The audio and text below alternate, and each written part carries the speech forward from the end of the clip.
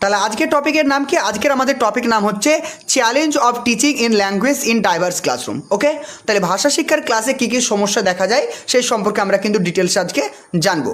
দেখো, প্রথমে যেটা বলা হয়েছে ভালো করে শুনবে এবং ভালো করে দেখবে, প্রত্যেকটা জিনিস কিন্তু তোমাদের পরীক্ষার জন্য ইম্পর্টেন্ট। প্রত্যেকে দেখো, এখানে বলা হয়েছে চ্যালেঞ্জ মানে কি? চ্যালেঞ্জ মানে কি? এখানে আমরা সমস্যা হিসাবে দেখব অফ টিচিং অ্যান্ড হচ্ছে কি লার্নিং ইংলিশ, অর্থাৎ ভাষা শিক্ষার ক্ষেত্রে বা ইংরেজি শিক্ষার ক্ষেত্রে কী কী সমস্যা দেখা দিচ্ছে। দেখো, এখানে বলা হয়েছে English is taught as a subject in our school. আমাদের যে স্কুল রয়েছে বা আমাদের ভারতবর্ষে যে স্কুলগুলো রয়েছে সেখানে ইংরেজিকে শুধুমাত্র একটা সাবজেক্ট হিসাবে পড়ানো হয়, ঠিক আছে। এবার কি বলছে দেখো, অ্যান্ড অ্যাজ এ মিডিয়াম, এবং এটা কি করা হয় একটা মিডিয়াম, একটা মাধ্যম হিসাবে। অফ হচ্ছে কি ইনস্ট্রাকশন। তাহলে এখানে আমরা কি জানলাম যে আমরা জানলাম যে ইংলিশ ইজ টট অ্যাজ হচ্ছে কি সাবজেক্ট, ইংরেজিকে একটা শুধুমাত্র সাবজেক্ট হিসাবে শিক্ষা দেওয়া হয় ইন আওয়ার স্কুল, আমাদের স্কুলে, এবং অ্যাজ এ মিডিয়াম অফ হচ্ছে কি ইনস্ট্রাকশন, এবং এটা আমাদের মিডিয়াম হিসাবে, কিসের মিডিয়াম? ইনস্ট্রাকশন, বা ইনস্ট্রাকশন মানে কি? কোনো কিছু বলা, নির্দেশ দেওয়া, এর মাধ্যম হিসাবে ব্যবহার করা হয়। It is taught for 6 period of a week অ্যান্ড থ্রু আউট দ্য হচ্ছে কি session, but many student are not able to use English effectively in day to day communication. জিনিসটা কি বলছে বোঝো, এখানে বলা হয়েছে আমাদের প্রতিদিন, অর্থাৎ কি আমাদের সপ্তাহ কত দিন হয়? 7 দিনের সপ্তাহ হয়। 7 দিনের মধ্যে দেখবে 6 দিন কিন্তু ইংরেজি পড়ানো হয়। বলা হয়েছে ইট ইজ টট 6 পিরিয়ড, অর্থাৎ এক সপ্তাহে 6 দিন কিন্তু ইংরেজি পড়ানো হয়, এবং একটা পুরো বছর জুড়ে, অর্থাৎ কোনো একটা সেশন জুড়ে সারাদিন সারা বছর কিন্তু ইংরেজিকে পড়ানো হয়।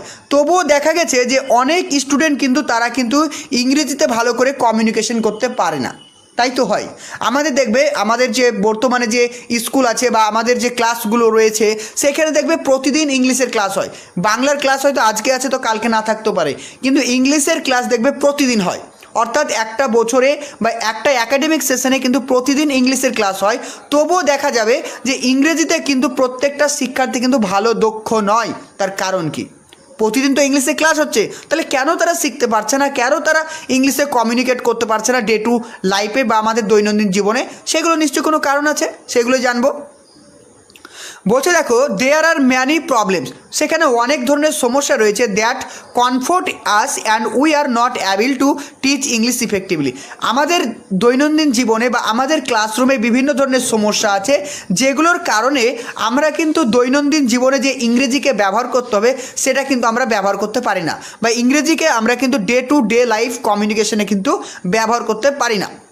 তারপরে বলছি দেখো, so we are going to discuss, তো এখন আমরা ডিসকাস করতে যাচ্ছি যে a list of major problem in the field of the teaching English. তো কেন আমরা ব্যবহার করতে পারি না? আমরা প্রতিদিন ইংলিশ শিখছি, ইংলিশ পড়ছি, তবুও কেন আমরা দৈনন্দিন জীবনে আমাদের কমিউনিকেশনের ক্ষেত্রে আমরা ইংরেজিকে ব্যবহার করতে পারি না? কেন আমরা সুন্দরভাবে কথা বলতে পারি না? তার কারণ কি? বিভিন্ন সমস্যা আছে, সেই সমস্যাগুলোকে আমরা লিস্ট আকারে সব জানবো। এগুলো থেকে কিন্তু তোমাদের পরীক্ষায় প্রশ্ন আসবে। দেখো, এখানে প্রথম যেটা বলছে the major challenge in English classroom. তো আমাদের ভাষা শিক্ষার ক্লাসে কী কী চ্যালেঞ্জ বা কী কী সমস্যা হয়? দেখো, প্রথম যেটা বলছে ক্রাউডেড ক্লাসরুম।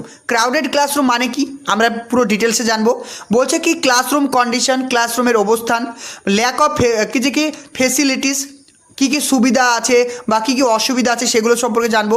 ল্যাক অফ হচ্ছে কি ট্রেন টিচার, একজন প্রশিক্ষণপ্রাপ্ত বা দক্ষ শিক্ষকের অভাব, সেই সম্পর্কে জানবো। তারপর বলছে আউটডেটেড মেথড অফ টিচিং, বা টিচিং যে মেথডটা করা হবে সেটা আউটডেটেড মানে প্রাচীন পদ্ধতি।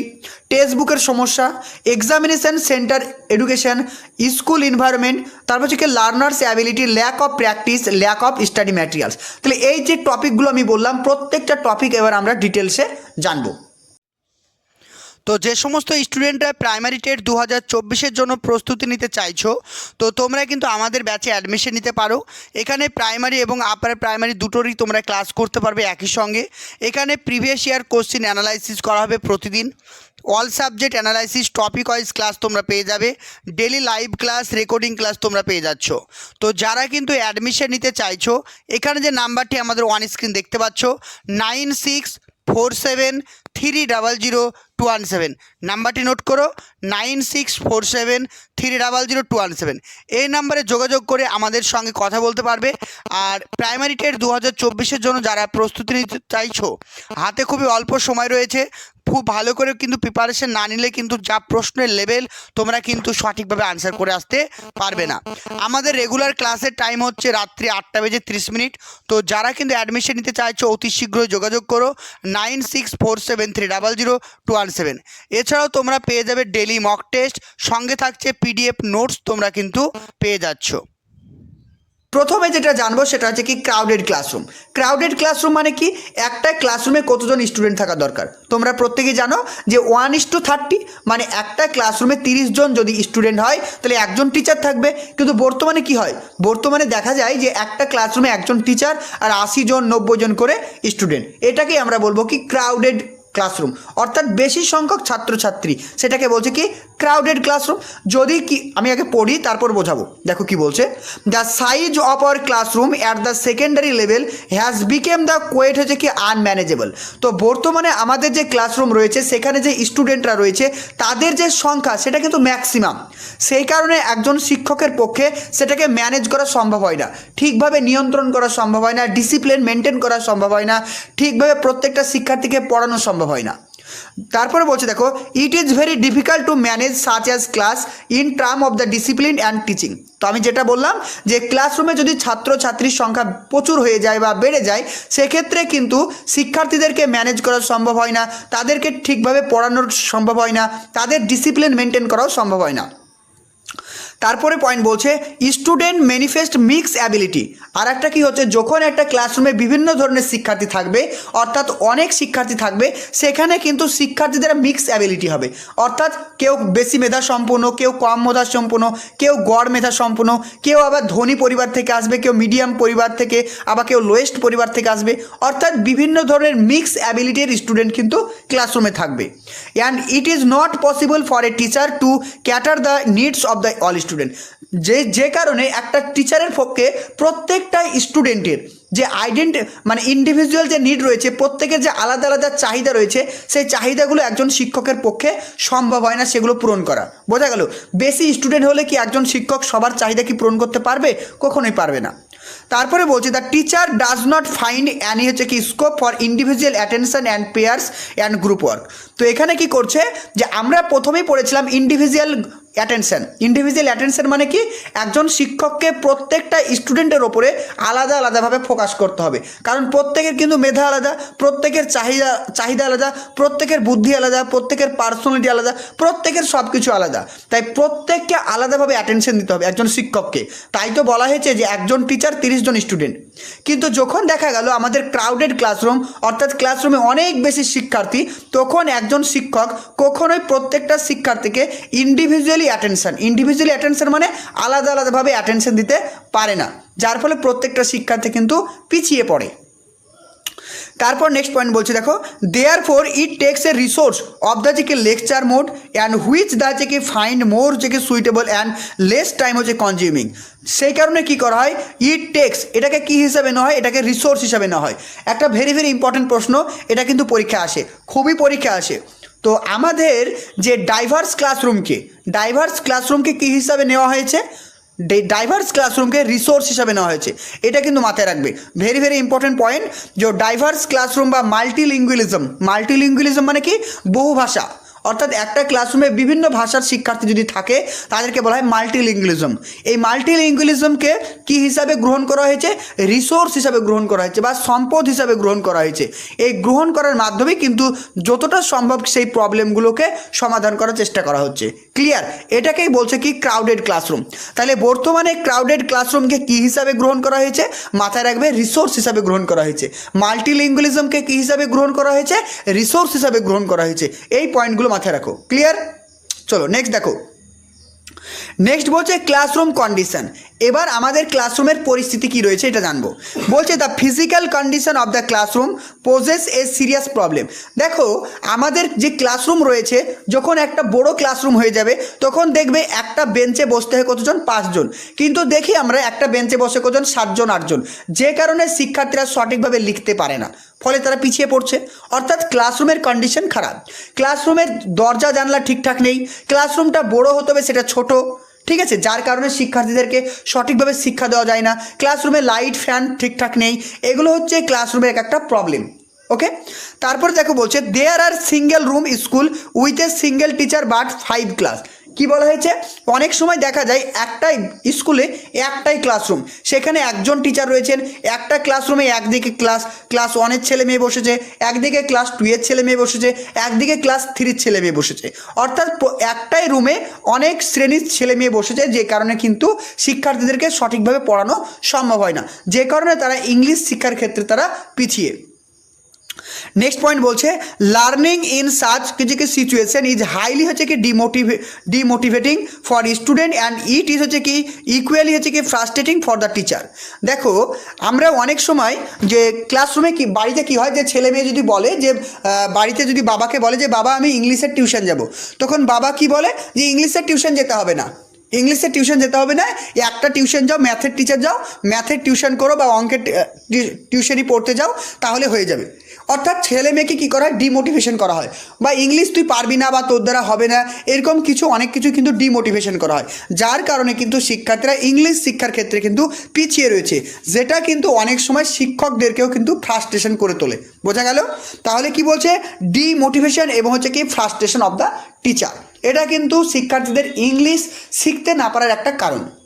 তারপরে বলছে দেখো ওপেন স্টুডেন্ট আর হচ্ছে কি হ্যান্ডেল আপ হচ্ছে কি together with very little space to sit and air the lower level of the condition is given worse. কি বলছে দেখো, এখানে কি বলছে দেখো, এখানে বলছে সমস্ত ছেলে মেয়েকে, এখানে সমস্ত ছেলে মেয়ে কি করা হয়, টুগেদার মানে একসঙ্গে কিন্তু বসানো হয়, লিটিল স্পেস একটা ছোট্ট জায়গা রয়েছে, একটা ছোট্ট ক্লাসরুম রয়েছে, সেই ক্লাসরুমে কিন্তু অনেকগুলো শিক্ষার্থীকে একসঙ্গে বসানো হয়, যে কারণে কিন্তু তারা ভালো করে অ্যাটেনশন করতে পারে না, তাদের মধ্যে বিভিন্ন ক্যাওয়াস সৃষ্টি হয়, যে কারণে কিন্তু তারা ভালোভাবে ইংলিশ শিখতে পারে না, এটা কিন্তু এখানে বলা হয়েছে। ওকে, চলো নেক্সট দেখো।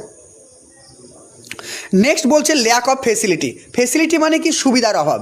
দেখো বর্তমানে কিন্তু আমাদের ভারতবর্ষে ইংরেজি শিক্ষার ক্ষেত্রে কিন্তু অনেক রকম সুবিধা থাকা দরকার, কিন্তু কোনো রকম সুবিধা কিন্তু ছাত্রছাত্রী পায় না।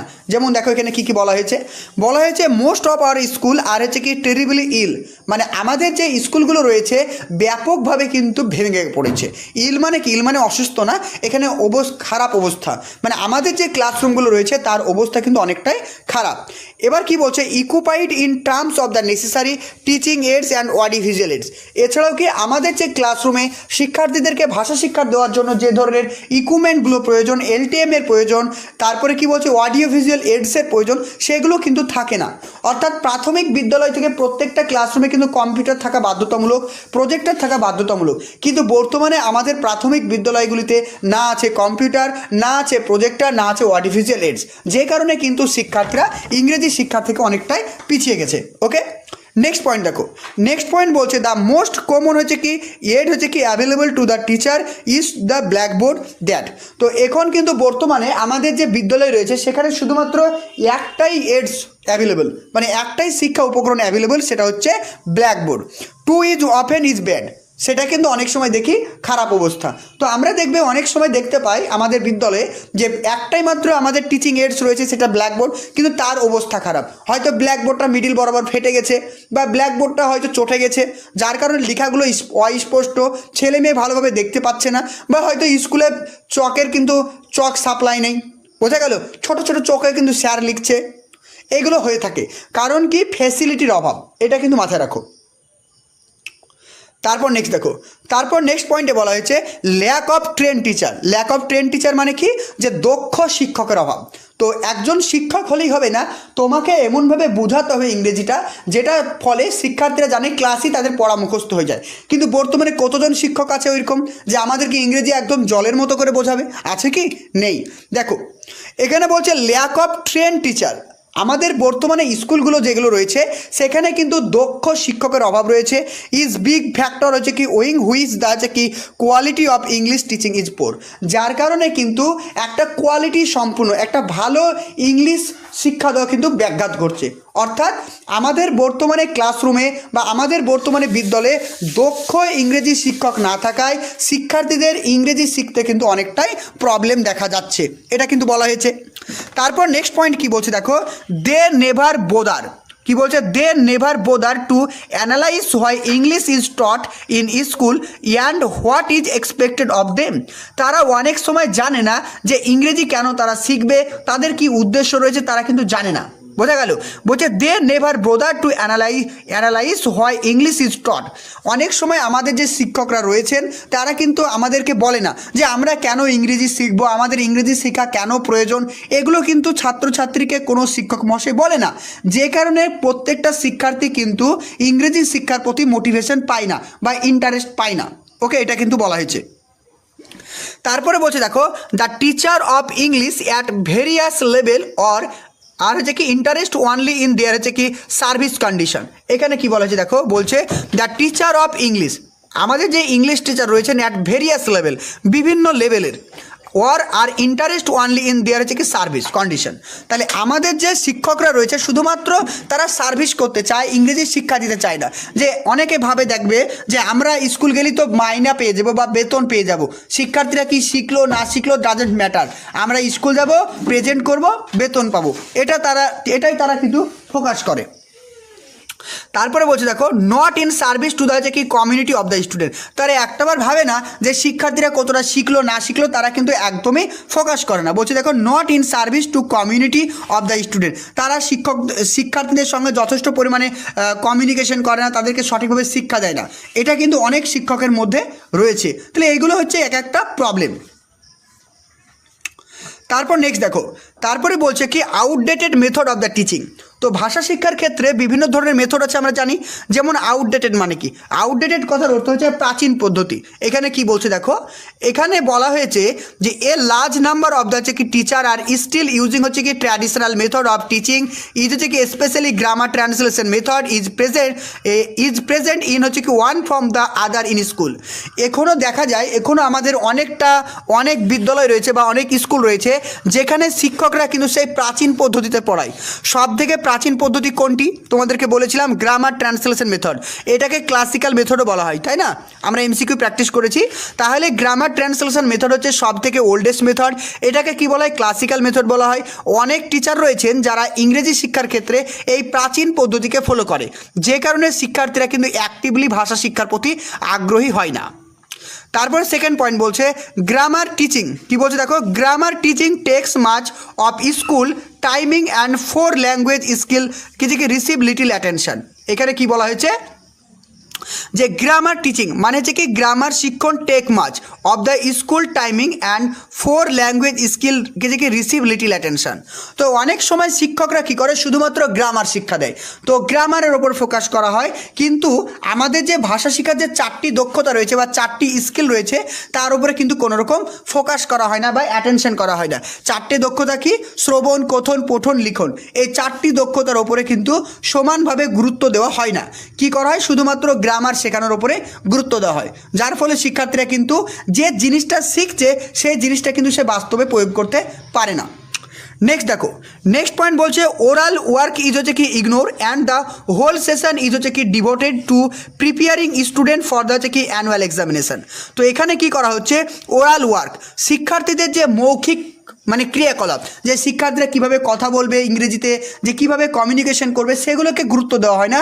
শুধুমাত্র গুরুত্ব দেওয়া হয় কিসের ওপরে, অ্যানুয়াল এক্সাম, যে শিক্ষার্থীরা ফাইনাল পরীক্ষা কত ভালো রেজাল্ট করবে, তারা কত ভালো মার্কস পাবে, তার উপরে ফোকাস করা হয়। অর্থাৎ এক্সাম ওরিয়েন্টেশনের ওপরে ফোকাস করা হয়, শিক্ষার্থীদের ভার্বাল কমিউনিকেশনের ওপরে বিন্দুমাত্র ফোকাস করা হয় না, যে কারণে শিক্ষার্থীরা হয়তো ইংরেজিতে ভালো নাম্বার পায় কিন্তু তারা ইংরেজিতে কোনো কথা বলতে পারে না।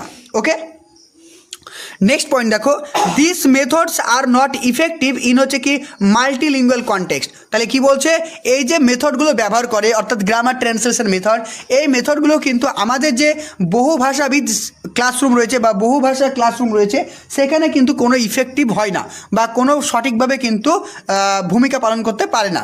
এই পয়েন্টগুলো কিন্তু মাথায় রাখো, তাহলেই হয়ে যাবে। চলো নেক্সট দেখো। তো যে সমস্ত স্টুডেন্টরা প্রাইমারি টেট 2024-এর জন্য প্রস্তুতি নিতে চাইছো, তো তোমরা কিন্তু আমাদের ব্যাচে অ্যাডমিশন নিতে পারো।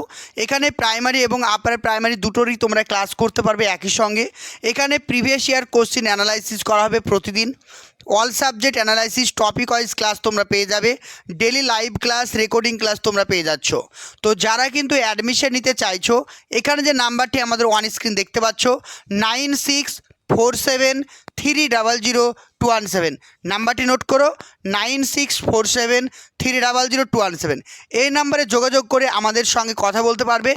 আর প্রাইমারি টেট 2024-এর জন্য যারা প্রস্তুতি নিতে চাইছো, হাতে খুবই অল্প সময় রয়েছে, খুব ভালো করে কিন্তু প্রিপারেশন না নিলে কিন্তু যা প্রশ্নের লেভেল তোমরা কিন্তু সঠিকভাবে আনসার করে আসতে পারবে না। আমাদের রেগুলার ক্লাসের টাইম হচ্ছে রাত্রি 8:30। তো যারা কিন্তু অ্যাডমিশন নিতে চাইছো অতি শীঘ্রই যোগাযোগ করো 9647300217। এছাড়াও তোমরা পেয়ে যাবে ডেলি মক টেস্ট, সঙ্গে থাকছে পিডিএফ নোটস তোমরা কিন্তু পেয়ে যাচ্ছ। নেক্সট বলছে টেক্সট বুক। তাহলে টেক্সট বুকের কী কী সমস্যা হবে দেখো, বলছে until recently majority of school use হচ্ছে কি আনসুইটেবল টেক্সট বুক। এখনও বর্তমানে অনেক বিদ্যালয় রয়েছে যেখানে কিন্তু টেক্সট বুকগুলো শিক্ষার্থী কেন্দ্রিক নয়, অর্থাৎ সেখানে কোনো রকম ছবি নেই, পিকচার নেই, ইলাস্ট্রেশন নেই, একদম সাদা কালো আকারে লেখা। তাহলে সেই সমস্ত টেক্সট বুক শিক্ষার্থীদেরকে আকর্ষণ করবে না। তাহলে সেই সমস্ত টেক্সট বুক কিন্তু এখনও কিন্তু অনেক বিদ্যালয়ে ব্যবহার করা হয়। তারপরে বলছে মোস্ট অফ দিস হচ্ছে কি টেক্সট বুক হচ্ছে কি content pros text story and হচ্ছে কি পোয়েম রিটেন বাই হচ্ছে কি নেটিভ হচ্ছে কি স্পিকার অফ ইংলিশ। তাহলে এখানে কি বলা হয়েছে, এখনও দেখা যায় যে বিভিন্ন টেক্সট বুক যেগুলো রয়েছে বিভিন্ন লেখক তারা কি করে যে বিভিন্ন গল্প কবিতাগুলো লিখে রাখে। অ্যান্ড ডেভিড কিছু কি লিঙ্গুইস্টিক্যালি ডিফিকাল্ট অ্যান্ড হচ্ছে কি কালচারালি অ্যালিয়ান। তাহলে এখানে আমাদের ভালো করে বোঝো, আমাদের টেক্সট বুক মানে কি, আমাদের টেক্সট বুক মানে বিভিন্ন কবিতা, গল্প, তারপর হচ্ছে কি উপন্যাস, এগুলো থাকছে। কিন্তু এগুলো থাকলে কি শিক্ষার্থীরা সেগুলোর প্রতি আগ্রহী হবে? হবে না। যদি শিক্ষার্থীদেরকে কালচার সম্পর্কে বলা হয়, তাদের যে লিঙ্গুইস্টিক্যালি যে কালচার রয়েছে বা ভাষাগতভাবে তাদের যে সমাজ রয়েছে, সমাজে যে নিয়ম কানুন আদব কায়দা সবগুলো যদি ইনক্লুড করা হয়, তাহলে কিন্তু শিক্ষার্থীরা তার পড়াশোনার প্রতি অ্যাক্টিভ হবে। দেখো বর্তমানে যে আমাদের ইভিএস বইগুলো রয়েছে, ভালো করে দেখো ক্লাস 3 ক্লাস 4 যে ইভিএস বইগুলো, সেগুলো দেখো সব কালচারাল রিলেটেড। কারণ দেখো মানে প্রত্যেকটা জিনিস দেখো কথোপকথনের মাধ্যমে অর্থাৎ কনভারসেশনের মাধ্যমে, যাতে প্রত্যেকটা শিক্ষার্থী আগ্রহী হয়, এটা কিন্তু বলা হয়েছে। তারপরে বলছে দেখো but now because of the new text book for হচ্ছে কি প্রডিউসড বাই দ্য এনসিইআরটি। কিন্তু বর্তমানে এনসিইআরটি যেটা রয়েছে সেই এনসিইআরটি কিন্তু একটা নতুন বই আবিষ্কার করেছে বা তৈরি করেছে সিবিএসসি বোর্ডের মাধ্যমে, and the different board of the school in India. এছাড়াও আমাদের অন্যান্য যেমন আমাদের ওয়েস্ট বেঙ্গল বোর্ডও কিন্তু এখন শিশুকেন্দ্রিক বই কিন্তু তৈরি করেছে। থিংস আর মুভিং ইন হচ্ছে কি বেটার ডাইরেকশন। তো এখনকার দিনে যে বর্তমান বইগুলো তৈরি করা হয়েছে এনসিইআরটির মাধ্যমে বা বিভিন্ন স্টেট বোর্ডের মাধ্যমে, সেই বইগুলো অনেকটাই শিক্ষার্থী কেন্দ্রিক, যার কারণে প্রত্যেকটা শিক্ষার্থী কিন্তু ক্লাসের প্রতি ফোকাস করতে পারছে বা ইংরেজি শিক্ষার ক্ষেত্রে ফোকাস করতে পারছে। এটা কিন্তু মাথায় রাখো। নেক্সট পয়েন্ট বলছে এক্সাম ওরিয়েন্টেড। এক্সাম ওরিয়েন্টেড মানে কি, এখন আমাদের বর্তমানে একটাই লক্ষ্য কি, আমি কতটা জানি না জানি বড় কথা নয়, বড় কথা হচ্ছে আমাকে পরীক্ষাতে ভালো রেজাল্ট করতে হবে। তো এর কারণে কি হচ্ছে, প্রত্যেকটা শিক্ষার্থী অন্ধের মতো মুখস্থ করতে শুরু করছে। সে কিছু বলতে পারুক বা না পারুক সেটা ডাজেন্ট ম্যাটার, সে কিছু জানুক বা না জানুক ডাজেন্ট ম্যাটার, সে অন্ধের মতো মুখস্থ করে সে পরীক্ষায় কিন্তু ঠিকই ভালো রেজাল্ট করে যাচ্ছে। অর্থাৎ আমাদের লক্ষ্য কি, আমাদের লক্ষ্য হচ্ছে এক্সাম ওরিয়েন্টেড। এটাই একটা প্রবলেম। দেখো বলা হচ্ছে the English language learn syllabus. আমাদের যে ইংরেজি শিক্ষাটা সেটা কিন্তু সিলেবাস ওয়াইজ শেষ করা হচ্ছে বা সিলেবাস ওয়াইজ পড়ানো হচ্ছে। ইজ ক্রিয়েটেড হলি হচ্ছে কি ফ্রম দ্য হচ্ছে কি এক্সামিনেশন পয়েন্ট অফ ভিউ। পুরোটাই কিন্তু এক্সামিনেশনের ওপর ভিত্তি করে পড়ানো হয়। তারপর হচ্ছে কি as a result of the content does not force in the হচ্ছে কি rising the level of communicative competence, যে কারণে শিক্ষার্থীদের ভার্বাল যে কমিউনিকেশন বা কমিউনিকেটিভ মানে কি, কমিউনিকেটিভ কথার অর্থ হচ্ছে যোগাযোগ করা, যে আমি কিন্তু ইংরেজি গ্রামার অনেক জানি, আমার ভোকাবুলারি স্টক অনেক, কিন্তু আমি তোমার সাথে ভালো ইংরেজিতে কথা বলতে পারবো না, কারণ হচ্ছে আমার কমিউনিকেটিভ দক্ষতাকে বাড়ানো হয়নি। আমি ভালো রেজাল্ট করার জন্য, ভালো নাম্বার পাওয়ার জন্য আমি ভোকাবুলারি শিখেছি, আমি গ্রামার শিখেছি, কিন্তু কথা বলতে পারি না, কারণ আমার এক্সাম ওরিয়েন্টেডের আমি ফোকাস করেছিলাম। বোঝা গেল? চলো নেক্সট দেখো। নেক্সট বলছে lack of study materials. Study materials মানে কি, যেটা আমি বললাম যে বর্তমানে আমাদের শিক্ষা উপকরণের অভাব। বলছে it is another challenge of the English teaching in India. This is হচ্ছে কি জেনারেলি ট্রু ইন দ্য হচ্ছে কি remote area and village there are time course. তো এখনও দেখবে অনেক সময় কিন্তু শহর অঞ্চলে কিন্তু অনেক রকম স্টাডি ম্যাটেরিয়ালস থাকে, কিন্তু গ্রাম অঞ্চলে বা রিমোট এলাকা মানে গ্রাম অঞ্চল বলা যেতে পারে, শহর থেকে অনেক দূরে, সেই সমস্ত এলাকায় এখনও সঠিক পরিমাণে ইংরেজি শেখার জন্য ভালো ভালো স্টাডি ম্যাটেরিয়ালস পাওয়া যায় না, ইংরেজি শেখার জন্য ভালো বই পাওয়া যায় না, ইংরেজি শেখার জন্য ভালো সহায়িকা বই পাওয়া যায় না, ডিকশনারি বই পাওয়া যায় না, যে কারণে শিক্ষার্থীরা কিন্তু ইংরেজি শিক্ষার ক্ষেত্রে একটা আদর্শ ভূমিকা পালন করতে পারে না, অর্থাৎ lack of study materials. Clear? Next দেখো স্কুল ইনভায়রনমেন্ট। স্কুল ইনভায়রনমেন্টে কী কী পয়েন্ট আমরা মাথায় রাখবো দেখে নাও। এখানে কি বলছে দেখো, এখানে বলছে ইট শুড বি হচ্ছে কি লার্ন, ইট শুড বি হচ্ছে কি learners friendly, that English language teaching needs a new and functional environment and this may be হচ্ছে কি হার্ড টু হ্যাভ।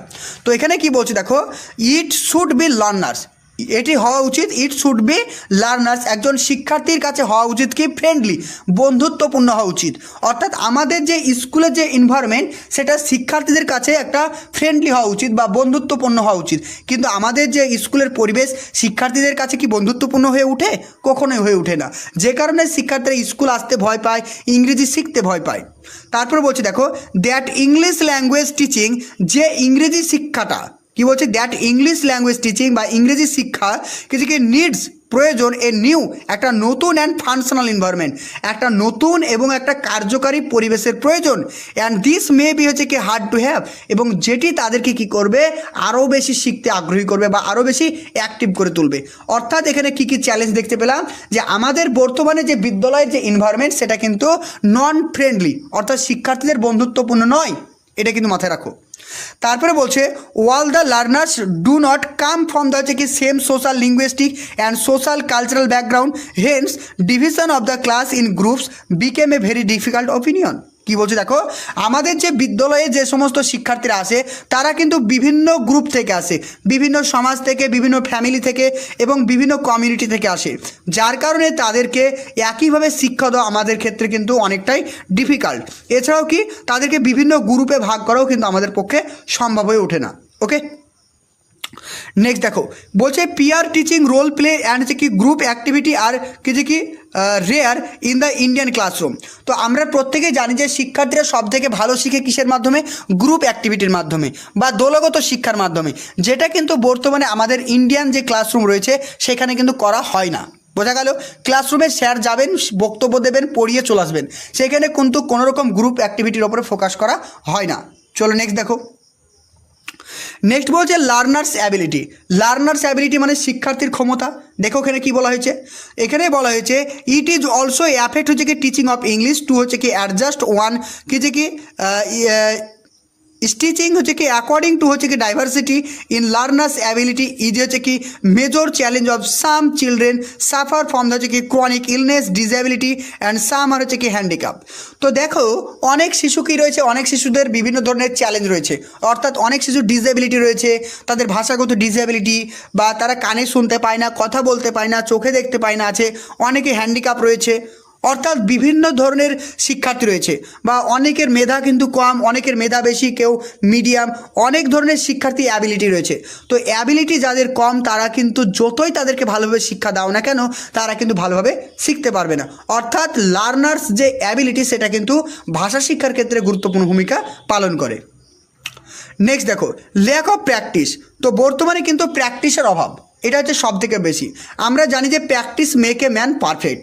তো যদি তুমি প্র্যাকটিস না করো তো তাহলে কিন্তু কোনোভাবেই তুমি শিখতে পারবে না।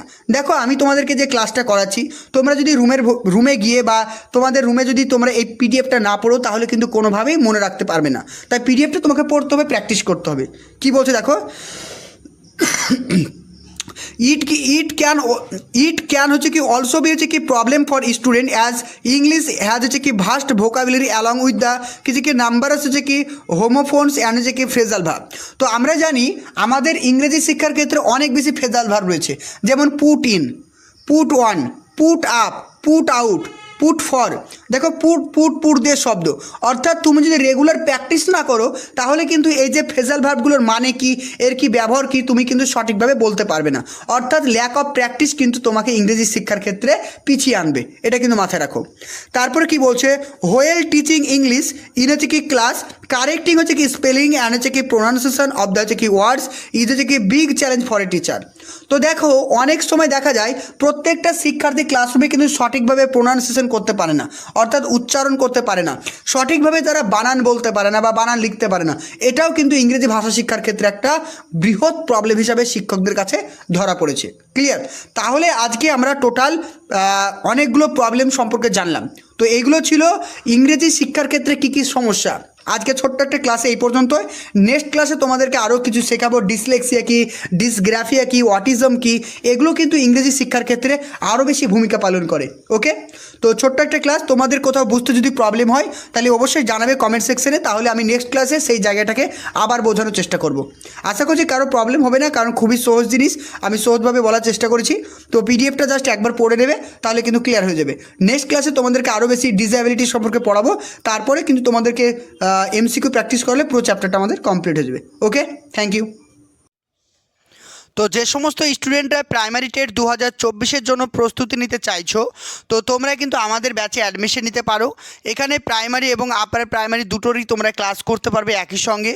এখানে প্রিভিয়াস ইয়ার কোশ্চেন অ্যানালাইসিস করা হবে প্রতিদিন, all subject analysis, topic wise class তোমরা পেয়ে যাবে, daily live class, recording class তোমরা পেয়ে যাচ্ছ।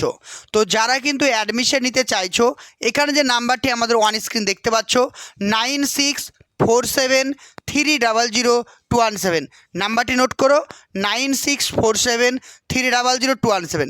এই নাম্বারে যোগাযোগ করে আমাদের সঙ্গে কথা বলতে পারবে।